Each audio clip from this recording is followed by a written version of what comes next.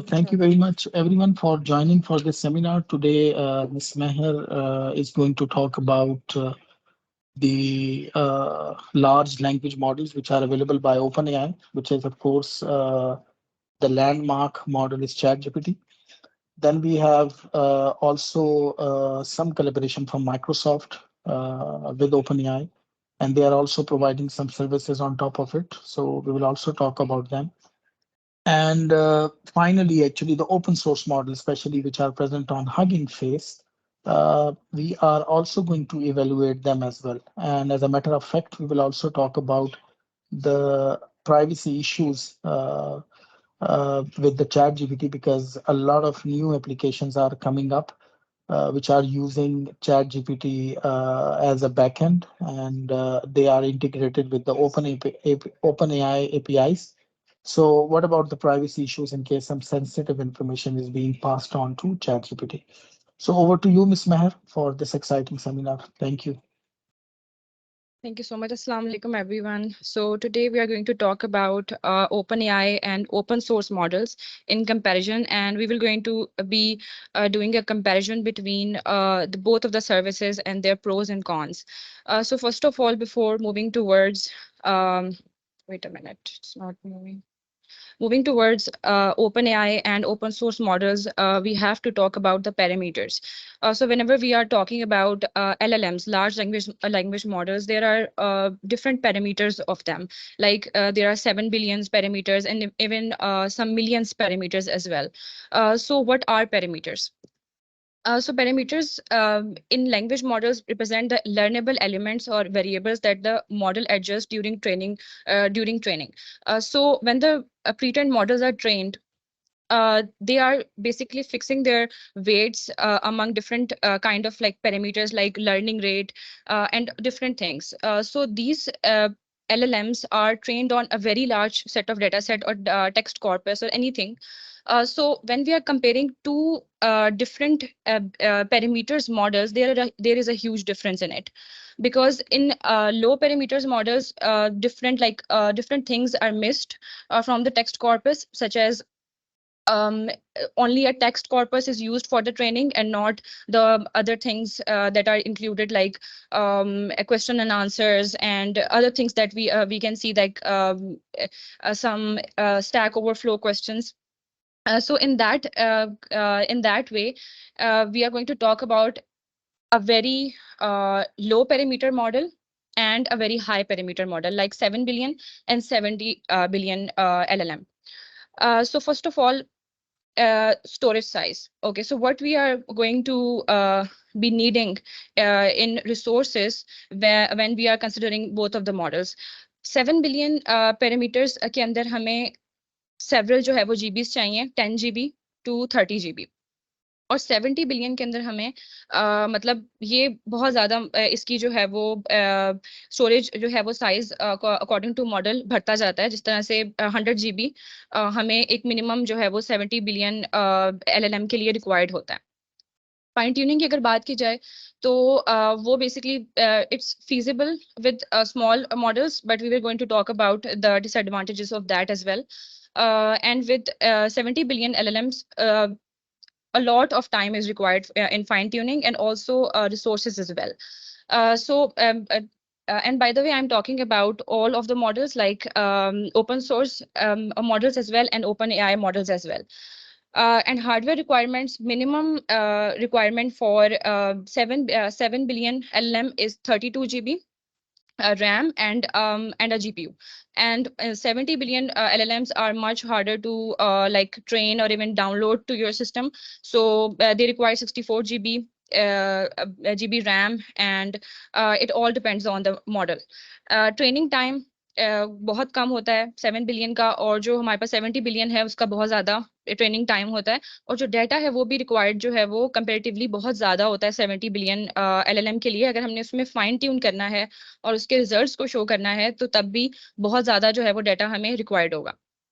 Application की अगर बात की जाए तो बहुत simple task like simple question answering task के अंदर हम 7 बिलियन मॉडल्स को यूज कर सकते हैं, और 70 बिलियन मॉडल्स बहुत कम्प्लेक्स टास्क के लिए होते हैं। जिस तरह से हमने अगर हमारा डाटा जो है वो बहुत ही ज़्यादा डिफरेंट है टेक्स्ट डाटा से, तो हम और हमने बहुत कम्प्लेक्स टास्क उसके ऊपर परफॉर्म करवाने हैं और बहुत ज़्यादा डिटेल में जाना है, तो फिर हम इसमें 70 बिलियन LLM को कंसिडर कर सकते हैं। इसके अलावा मैनेजेबल है ऑब्वियसली। जब बहुत बहुत कम पैरामीटर्स होंगे तो उनको जब हम चेंज करेंगे फाइन ट्यूनिंग के अंदर तो वो बहुत ज़्यादा मैनेजेबल होगा। और 70 बिलियन के अंदर हमारे पास जो है वो रिसोर्सेज भी बहुत ज़्यादा लगते हैं, और आपको क्लाउड बेस्ड जो सोल्यूशंस हैं वो भी बहुत ज़्यादा जो है वो उसके ऊपर आपकी कॉस्ट लग जाती है। तो पैरामीटर्स की यहाँ तक बात थी। पैरामीटर्स की अगर मैं एग्जांपल दूं तो लर्निंग रेट एक बहुत अच्छी एग्जांपल है पैरामीटर्स के अंदर जो कंसिडर किया जाता है। इसके अलावा जो डाटा है वो भी बहुत ज़्यादा होता है 70 बिलियन LLM के अंदर। Moving on towards OpenAI and open source LLMs. So first of all, we are going to talk about model availability and complexity. Model की अवेलेबिलिटी जो है वो मतलब ओपन एआई के अंदर आप सबको पता है कि जो एपीआई की एक्सेस होती है वो आपको रिक्वायर्ड होती है। On the other hand open source models जो है वो फ्रीली अवेलेबल होते हैं, आप डाउनलोड कर सकते हैं। कमर्शियल यूज इसका थोड़ा सा जो है वो रिस्ट्रिक्टेड होता है, लेकिन यहाँ पर जो है हमारे पास वो फ्रीली डाउनलोडेबल होते हैं। अगर आपके पास इतनी रिसोर्सेज हैं तो आप इसको डाउनलोड कर सकते हैं। बहुत लार्ज साइजेस होता है ओपन एआई के मॉडल्स का, और जो ओपन सोर्स मॉडल्स हैं they are available in relatively smaller sizes as well. और डाउनलोड अगर हमें कोई डाउनलोड करने की उनको ज़रूरत नहीं है, हम एपीआई के थ्रू ही उनकी फाइन ट्यूनिंग कर सकते हैं। लेकिन ओपन सोर्स मॉडल्स के अंदर हमें उनको डाउनलोड करने की ज़रूरत होती है। डाउनलोड किए बगैर हम उसको जो है वो यूज़ नहीं कर सकते। और इसके अलावा जो डाटा सेट है वो भी आपको ज़्यादा चाहिए होता है ओपन एआई मॉडल्स को फाइन ट्यून करने के लिए। उसका रीज़न ये है कि if a model is a big model like 175 billion parameters model, if you are using a very small data set to fine tune it, it will not show any results. So that's why a large amount of data is also required for fine tuning. और अगर हम open source की बात करें तो फिर ये जो स्मॉल मॉडल्स हैं वहां पे हम अगर छोटा ही डाटा सेट यूज करेंगे तो फिर भी हमारा काम हो जाएगा। नेक्स्ट अगर हम बात करें ट्रेनिंग की और हार्डवेयर रिक्वायरमेंट्स की, तो जो ट्रेनिंग है यहाँ पे मतलब सबसे बड़ी बात आ जाती है प्री प्रोसेसिंग की। So preprocessing OpenAI की सारी एपीआई के थ्रू होती है। There are auto tokenisers available for every model and they can tokenise any kind of data into like according to the model you are using. On the other hand अगर हम open source model की बात करें तो pre processing के अंदर आपको सबसे ज़्यादा कम्प्लेक्सिटी इसके अंदर प्री प्रोसेसिंग में ही है। You have to set everything by your own self like locally, and you have to pre-process it very well to show results in open source models. अगर हम ट्रेनिंग की बात करें तो वो भी हमारे पास जो है वो हमें कुछ ना कुछ ट्रेनिंग करनी पड़ती है ओपन सोर्स मॉडल्स की।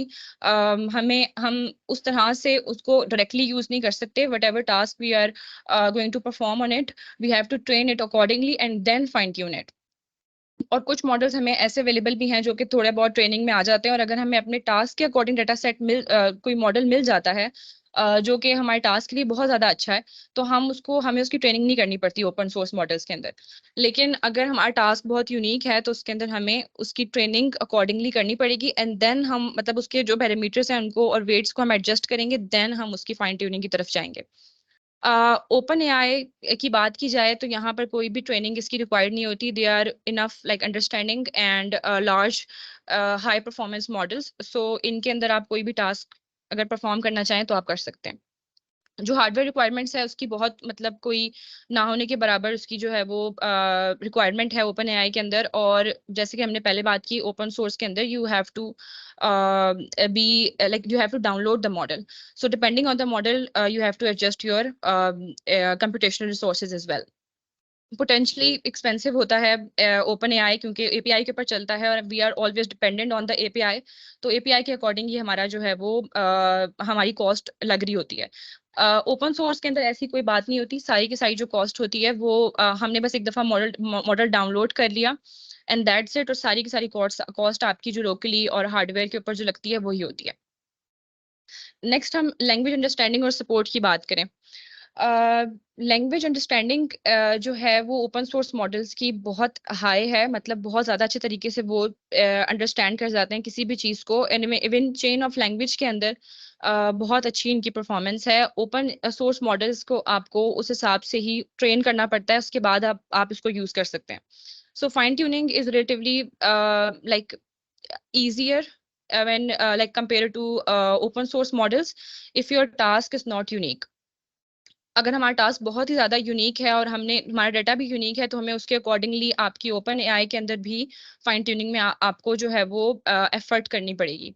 ऑन द अदर हैंड, यहाँ पर जो ओपन सोर्स मॉडल है, क्योंकि हमें अपने टास्क के अकॉर्डिंग मिल जाता होता है, हमने अगर फॉर एग्जांपल कोई टास्क देखा है और उसके अकॉर्डिंग हमें कोई मॉडल मिल गया ओपन सोर्स, तो हम उसको यूज कर सकते हैं। लेकिन ओपन एआई में इतनी ज्यादा जो है वो वैरायटी नहीं है, इस वजह से हमें हमेशा अपने स्पेसिफिक टास्क के लिए उसको अच्छे तरीके से ट्रेन करना पड़ता है। अंडरस्टैंडिंग कैपेबिलिटीज ओपन एआई की बहुत ज्यादा अच्छी होती हैं, लेकिन जो ओपन सोर्स मॉडल्स हैं उनकी अच्छी होती हैं, but they are not as good as OpenAI. So अगर हम अंडरस्टैंडिंग की बात करें तो OpenAI is the way to go, अगर हमने अंडरस्टैंडिंग की तरफ जाना है तो। जो डॉक्यूमेंटेशन है और जो सपोर्ट है ओपन एआई का, दे आर ऑलवेज अवेलेबल। बहुत ज्यादा प्रोजेक्ट्स हो चुके हैं ओपन एआई से, तो हमें हमेशा से कोई ना कोई रेलिवेंट चीज जो है वो ओपन एआई में मिल जाएगी उसकी इम्प्लीमेंटेशन में। But open source model they rely on the like a public community, and if you have any question about anything, you have to ask it publicly, and then if you get the response or not, it depends. um, इसकी जो API की limitation licence वगैरह के अंदर भी हैं, मतलब कुछ टास्क ऐसे हैं जो ओपन एआई अलाउ नहीं करती अपने जो है वो मॉडल्स को उस हिसाब से यूज करना। एंड जो ओपन सोर्स मॉडल्स हैं उनकी लाइसेंसिंग जो टर्म्स हैं वो बहुत इजी हैं, लेकिन ऐसा है कि हमें कमर्शियली यूज करने के लिए उसको देखना पड़ता है कि कौन सा मॉडल कमर्शियली हम यूज कर सकते हैं और कौन सा नहीं यूज कर सकते। और बहुत कम ऐसे मॉडल्स होते हैं ओपन सोर्स जो कि हम कमर्शियली यूज कर सकते हैं। Now when we talk about security issues, तो सिक्योरिटी इश्यूज के अंदर ओपन एआई के ऊपर बहुत ज़्यादा जो है वो कंसर्न्स थे कि जो डाटा वो यूज़ कर रहे हैं या फिर हम उनको अपना डाटा प्रोवाइड कर रहे हैं फाइन ट्यूनिंग के लिए भी और बाद में उसको यूजेज के लिए भी, तो वो उसको अपनी ट्रेनिंग के अंदर बाद में यूज़ करते हैं। इस चीज को जो है वो ओपन एआई ने क्लियर भी काफी दफा किया है कि अगर आप हमारी एपीआई को बाय करते हैं तो हम आपका डाटा उस हिसाब से यूज नहीं करेंगे। लेकिन जो एपीआई की कॉस्ट है उस हिसाब से वो बहुत ज्यादा कम है, वो इतनी ज्यादा नहीं है। अगर बहुत बड़ी कंपनी है तो वहां पे अगर आपने पूरा उनका लाइसेंस जो है वो उस हिसाब से बाय किया हुआ है और हम सर्विसेज जो है वो प्रोवाइड कर रहे हैं हमें, तो फिर शायद वो हमारा डाटा आगे यूज ना करें। लेकिन यहाँ पर डेटा प्राइवेसी और सिक्योरिटी का रिस्क ओपन एआई में बहुत ज्यादा है। और ओपन सोर्स मॉडल में ऐसी कोई बात नहीं है, एक दफा आपने मॉडल डाउनलोड कर लिया and it's your property now and you can use it what ever the way you like. लेकिन यहाँ पर जो है वो फिर उसकी अपनी लिमिटेशन जो है वो आ जाती हैं। ओपन एआई में ये भी है कि आप हमेशा डिपेंडेंट होते हो एक एक्सटर्नल एआई सर्विसेज के ऊपर, लेकिन ओपन सोर्स मॉडल्स में ऐसा कोई इशू नहीं होता। फाइन ट्यूनिंग में अगर हम देखें तो फाइन ट्यूनिंग ये जो कॉस्ट है मॉडल्स की, ओपन एआई की भी और माइक्रोसॉफ्ट कॉग्निटिव सर्विसेज की भी, they are highly dependent on the fine tuning data set. Whatever the data set we are using for fine tuning, our cost is highly dependent on that. For example, if we take like if our fine tuning data set is around 5,000 500,000 tokens. So and also, when we talk about 1,000 tokens, we are not talking about a word or something like that. It depends on the model tokenization scheme. कि वो कौन से जो है वो token मतलब क्या चीज वो टोकन के अंदर ले रहा है। वो एक वर्ड भी हो सकता है, वो एक सब वर्ड भी हो सकता है, but it can not be like more than a word. So 1,000 tokens की अगर हम बात करें तो ये हमारा मुश्किल से एक बहुत छोटा सा पैराग्राफ जो है वो बनता है। तो 500,000 tokens is relatively a very small data set, और उसकी जो फाइन ट्यूनिंग कॉस्ट है अगर हम एक बिल्कुल लो मॉडल की देखें तो वो $0.75 जो है वो आती है इसके अंदर। तो यहाँ पे आपका सब कुछ जो डिपेंड करता है वो फाइन ट्यूनिंग डेटा सेट के ऊपर बनता है और आगे उसकी यूजेज के ऊपर भी बनता है। हर यूजेज जो जो आप उसको पास करेंगे टर्न, उस हिसाब से जो उसके जो आपकी इनपुट के जो टोकन्स होंगे वो जनरेट होंगे, और पर 1000 टोकन के हिसाब से आपकी जो है वो कॉस्ट इसमें फिक्स की जाएगी। लेकिन जब हम इनका जो है वो लाइसेंस बाय करते हैं तो वो बड़ी बड़ी कंपनीज को उस हिसाब से टोकन्स के ऊपर पे नहीं ले रहे होते, वो उनको आगे से फिर जो डिस्काउंट्स वगैरह हैं वो भी उस हिसाब से प्रोवाइड करते हैं। Model size matters whatever the task you are doing. अगर हमने बहुत ही कोई रिलेटिवली इजी टास्क करना है तो हम बहुत छोटा डेटा सेट, बहुत छोटा बेस मॉडल चूज कर लेंगे, तो हमारा काम जो है वो उस हिसाब से चल जाएगा। लेकिन अगर हमारा टास्क जो है वो, फॉर एग्जाम्पल अगर हम इसकी एक एग्जाम्पल लें तो ओपन सोर्स मॉडल्स के अंदर हमारे पास एक मॉडल कार्ड होता है जो कि हम यूज कर सकते होते हैं। इसका बहुत इजी वे ये है कि जो आपने टास्क परफॉर्म करना है वो आप हगिंग फेस पे जाएं और मॉडल जो आप यूज करना चाह रहे हैं उसका मॉडल कार्ड यूज करके देखें कि क्या उसके पास उतनी उस लैंग्वेज को अंडरस्टैंड करने की पावर है कि नहीं। अगर तो उसके अंदर वो पावर नहीं है तो इसका मतलब ये कि आपको ज्यादा बिलियन पैरामीटर्स का मॉडल रिक्वायर्ड होगा। ये मैं ओपन सोर्स मॉडल्स की बात कर रही हूँ। ओपन एआई के models are relatively always bigger, like मेरा ख्याल से स्टार्टिंग ही उनकी जो है वो बहुत मतलब बिलियन से ही हो रही है, तो उस हिसाब से वो कंपेरेटिवली ठीक होते हैं ओपन सोर्स मॉडल से। लेकिन ओपन सोर्स मॉडल में आपको बकायदा देखना पड़ता है कि कौन सा मॉडल आपके डाटा के लिए सूटेबल है। अब यहाँ पर जैसे आप ग्राफ में देख सकते हैं, प्रॉम्प्ट इंजीनियरिंग हो रही है तो उसकी एक्यूरेसी इतनी हुई है। फिर उसके अंदर हम फ्यू शॉट लर्निंग कर देंगे तो उसमें जो है वो उसकी एक्यूरेसी थोड़ी सी बढ़ जाएगी। लेकिन जब फाइन ट्यूनिंग आती है तो बेस मॉडल जितना ज्यादा आपका बड़ा होगा उस हिसाब से आपका जो बेसिकली आपकी एक्यूरेसी होगी वो उस हिसाब से जो है वो ज्यादा होती जाएगी। और अगर जितना आपका बड़ा बेस मॉडल होगा उस हिसाब से वही आपके डाटा सेट को अच्छे तरीके से अंडरस्टैंड कर सकेगा। But again, large language models are always complex to handle, and they require more fine-tuning data set as well. So it means that we have to adjust our resources if we are using open source models, and we have to do more efforts in pre-processing. And if we are using OpenAI, then if our fine-tuning data set is relatively larger, then जो हमारी cost होगी वो भी उस हिसाब से ज्यादा होती जाएगी। तो अगर हम कंपैरिजन इसका देखें तो यहाँ पर हमारे पास आ जाता है कि डाटा सेट कौन कौन सा यूज कर सकते हैं ओपन एआई में। ओपन एआई में आप टेक्स्ट, कोड और इमेजेस तीनों चीजें जो है वो as a data set use कर सकते हैं। लेकिन हमने इसको जो कंपैरिजन है उसको अपने स्पेसिफिक टास्क के अकॉर्डिंग देखा है, जो कि है लॉग एनालिसिस और हमारे पास स्टैटिक मालवेयर एनालिसिस। तो उसके अकॉर्डिंग अगर डाटा सेट देखा जाए तो वो ओपन सोर्स मॉडल में मालवेयर सैंपल्स होंगे और लॉग फाइल्स होंगी, जो कि कंपेरेटिवली उनकी प्री प्रोसेसिंग और टोकनाइजेशन आपको खुद ही मैन्युअली करनी पड़ेगी, और उस मॉडल के हिसाब से करनी पड़ेगी जो कि हमने यूज करना है आगे। यहाँ पर ओपन एआई मॉडल्स के अंदर आप टेक्स्ट, कोड और इमेजेस यूज कर सकते हैं, आप इवन लॉग फाइल्स भी यूज कर सकते हैं। वो डाटा सेट जो है वो उसको अंडरस्टैंड कर लेगा क्योंकि उसमें इतनी पावर जो है वो होती है। इम्प्लीमेंटेशन की अगर बात की जाए तो it requires open AI API, and on the other hand आप उसको जो है वो ओपन सोर्स मॉडल्स को आप इम्प्लीमेंट कर सकते हैं, ऑन प्रेमिसेस भी कर सकते हैं, और मतलब उसमें फिर आपका मॉडल की जो स्टोरेज कैपेसिटी आपको रिक्वायर्ड है वो आपको करनी पड़ेगी। और आप क्लाउड में भी कर सकते हैं, अगेन क्लाउड के अंदर करेंगे तो उसकी अपने जो है वो कॉस्ट ऐड होगी।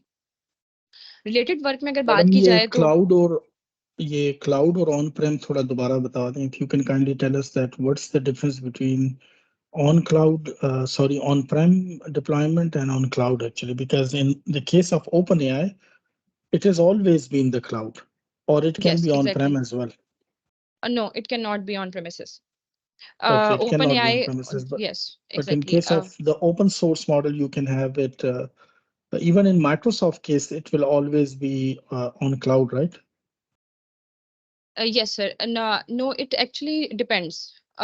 In Microsoft Cognitive Services, you can download the model as well if the model, like, it depends on the model, because in some models they do not like offer to download the model, but in some models they basically वो आपको download करने देते हैं, और फिर कब कुछ काफी मॉडल्स में आपको वो कहते हैं कि आप डाउनलोड इसको नहीं कर सकते। It is due to basically security reasons, और मॉडल को कोई बेसिकली यूज ना कर सके उस हिसाब से, मतलब गलत तरीके से यूज ना कर सके, तो वो उस लिए ये चीज करते हैं। I have a question that after that, the Microsoft has done collaboration with OpenAI, and somehow we have heard that they have invested up to $10 billion into that. What services are now available in Microsoft Cognitive Services, which were previously not available? So after the introduction of OpenAI, how you see the Microsoft Cognitive Services isn't the same that you buy API from OpenAI, or Microsoft has something different on top of OpenAI? Microsoft is kind of more generalized than OpenAI because they have their own models and they have their own set of developer options as well. अगर Microsoft की OpenAI के साथ collaboration की बात की जाए तो उस हद तक यहाँ पे जो large language models हैं वो OpenAI के यहाँ पर यूज हो रहे हैं, और उसके थ्रू बिल्ट हुए हुए मॉडल्स भी यूज हो रहे हैं। तो यहाँ पर वो डिफरेंस आ जाता है कि उसके जो अपने मॉडल्स हैं माइक्रोसॉफ्ट के, जो पहले भी यहाँ पर थे लार्ज लैंग्वेज मॉडल्स थे, वो इतने ज्यादा बिलियन पैरामीटर्स के नहीं हैं जितने ओपन एआई के मॉडल्स हैं।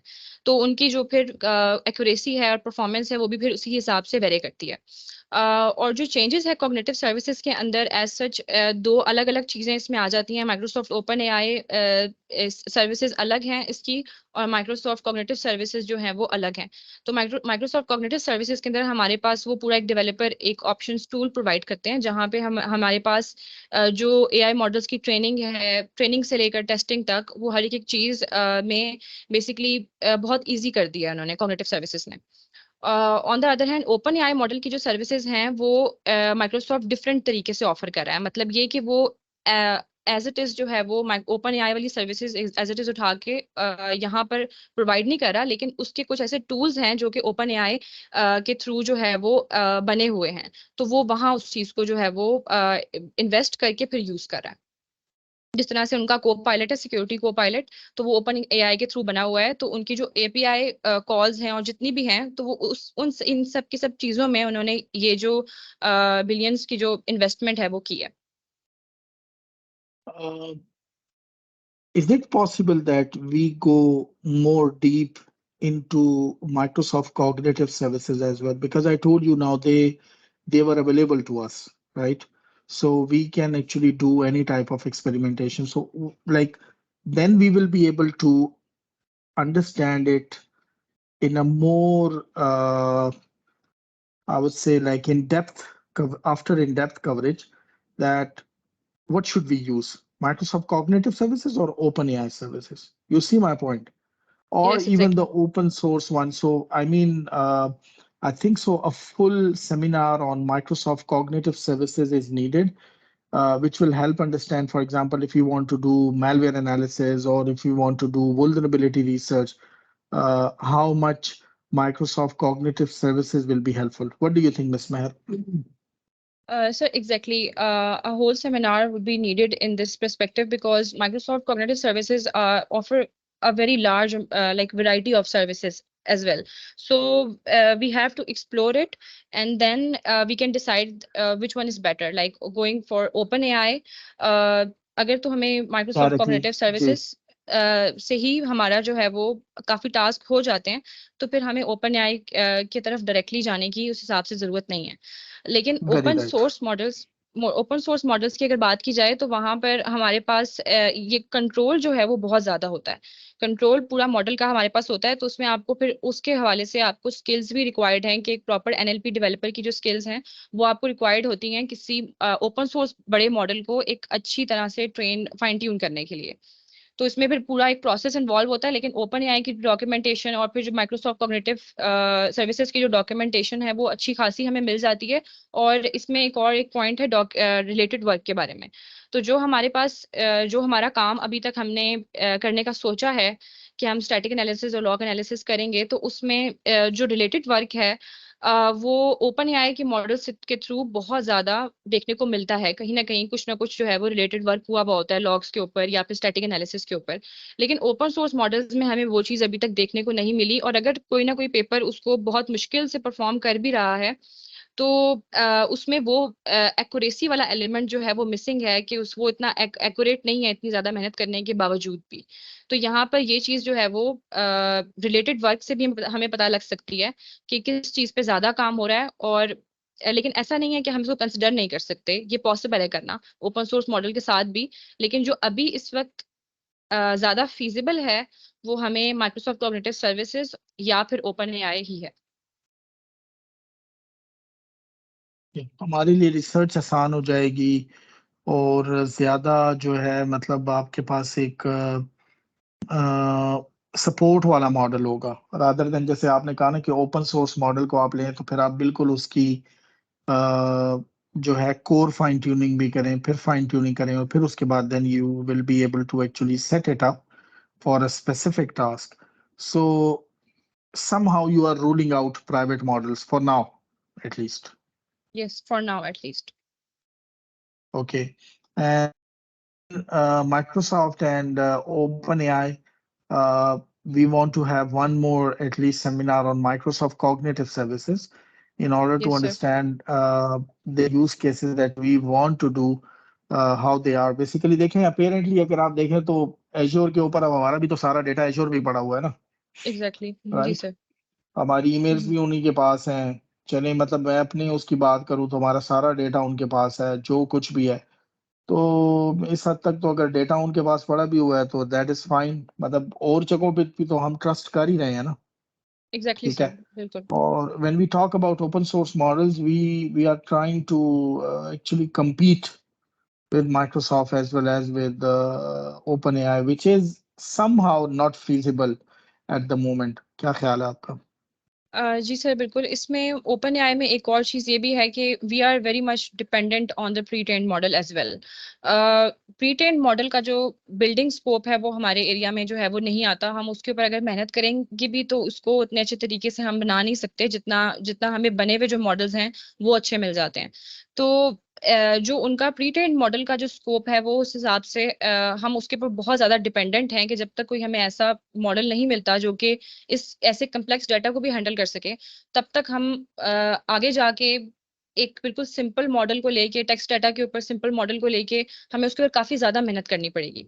लेकिन ओपन एआई के केस में या फिर माइक्रोसॉफ्ट कॉग्निटिव सर्विसेज के केस में हमें वो चीज जो है वो बनी बनाई किस्म की मिल रही है, या फिर बनी हुई हमें हमारे पास है कि हम उसके थ्रू वो काम कर सकते हैं। ओके। किसी और का कोई सवाल एक्चुअली? Yes sir.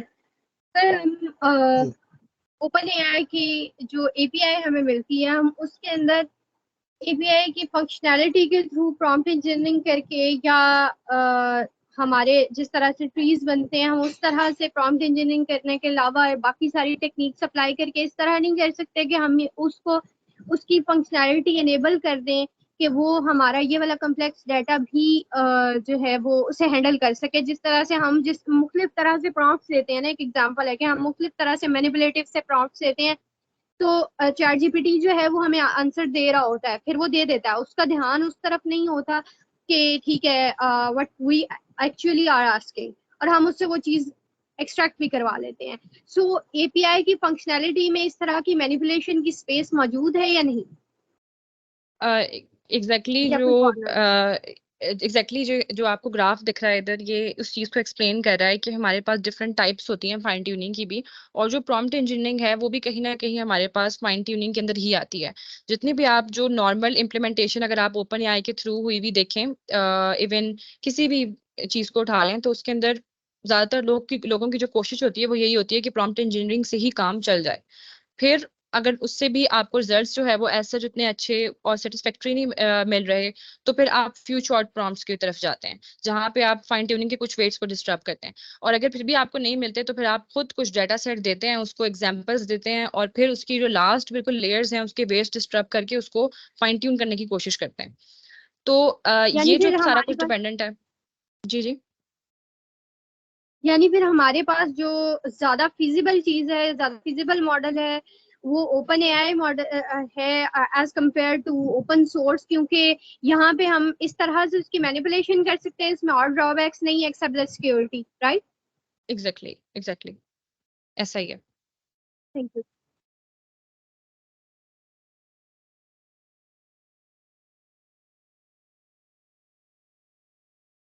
किसी और का कुछ सवाल?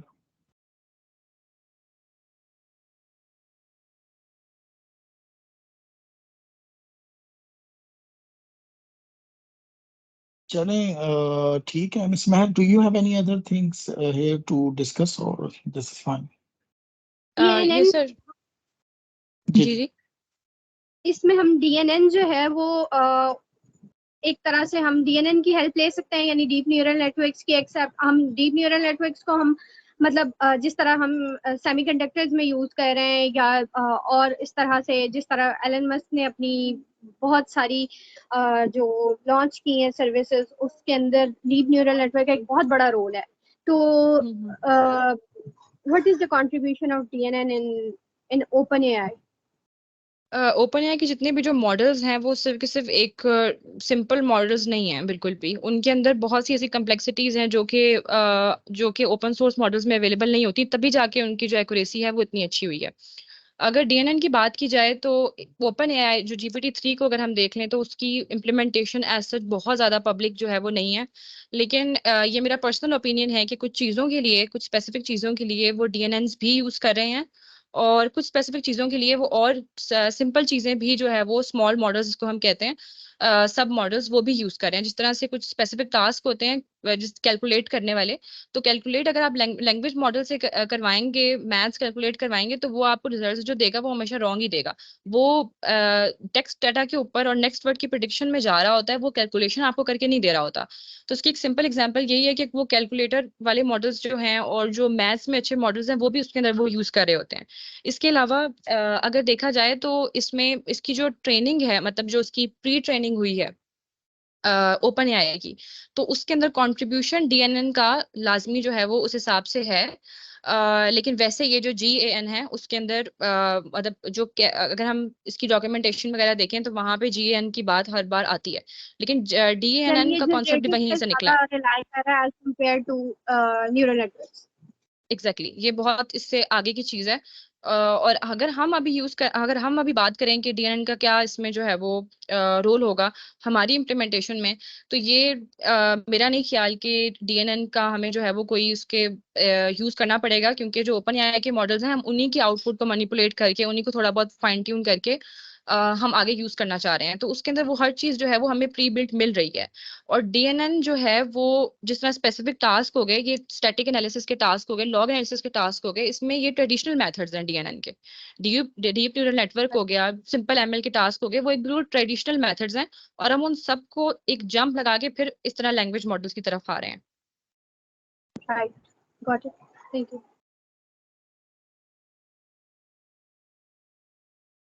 अ, मैडम, आपके लिए वे फॉरवर्ड क्या है अभी?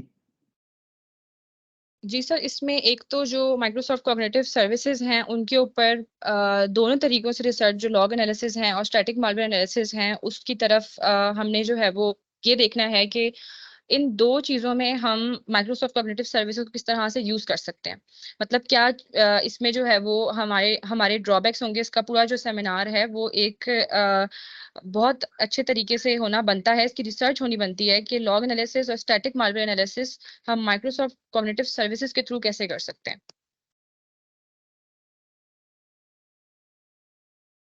जी ठीक है।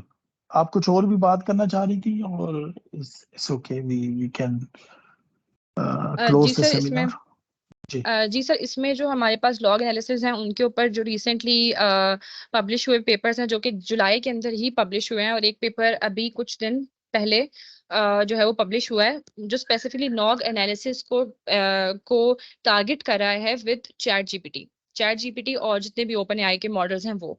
तो यहाँ पर लॉग एनालिसिस में हमारे पास बहुत से ऐसे मतलब रिसर्चेस हैं जो सामने आ रही हैं, और ये सिर्फ सिर्फ स्पेसिफिकली एक नॉर्मल और ओवरऑल जनरल लॉग एनालिसिस नहीं होते। शेल के लॉग्स के लिए इन्होंने अलग एक पेपर दिया हुआ है, क्योंकि आई सपोज के वो जो शेल के लॉग्स थे मे बी वो उन चैट जीपीटी या फिर जो एक सिंपल मॉडल है ओपन एआई का, वो उतने अच्छे तरीके से प्रोसेस नहीं करता होगा। तो इसलिए उन्होंने उसके लिए एक अलग फाइन ट्यूनिंग का पेपर निकाला है। तो लॉग एनालिसिस में हमारे पास बहुत ज्यादा उस हिसाब से मटेरियल हमें मिल जाता है कि हमने उसको किस तरह से आगे यूज करना है। स्टैटिक मालवेयर एनालिसिस की अगर बात की जाए तो ये इसके पोर्शंस जो हैं वो बहुत ज़्यादा डिवाइडेड हैं। अभी तक जो मेरी रिसर्च है इसमें वो पोर्शंस जो हैं वो बहुत डिवाइडेड हैं। डिसअसेंबल करने के लिए ओपन एआई को अलग तरीके से यूज़ किया जा रहा है। और जो बाकी आगे असेंबली लैंग्वेज की जो हमारे पास ग्राफ्स हम वैसे बना रहे होते हैं, लेकिन उनका जो टेक्स्ट है उसको यूज करने के लिए अलग चीजें जो है वो यूज की गई हैं। तो असेंबली लैंग्वेज और स्टैटिक एनालिसिस के अंदर जो असेंबली लैंग्वेज का रोल प्ले कर रहा है वो ओपन एआई के अंदर मुझे इतना ज्यादा एज सच नहीं दिखा। लेकिन लॉग एनालिसिस के पेपर्स ऑलरेडी हमारे पास जो है वो एज अ हेल्पिंग मटेरियल हैं। ओके, तो चलें, इसका फाइनल डिसीजन तो अब आप माइक्रोसॉफ्ट कॉग्निटिव सर्विसेज का सेमिनार इंशाल्लाह करें तो उसमें फिर पता चलेगा ना इंशाल्लाह, जी सर, ठीक है ना? एग्जैक्टली, इंशाल्लाह। Okay, that's all. Thank you very much for joining this seminar. Thank you all, inshallah, and we'll see you very soon, inshallah. ठीक है? थैंक यू तो सो मच मैं सर। इसकी रिकॉर्डिंग बस अभी बंद कर रहा हूँ, उसके बाद फिर मैं उससे रिकॉर्ड कर लेता हूँ, एक सेकंड।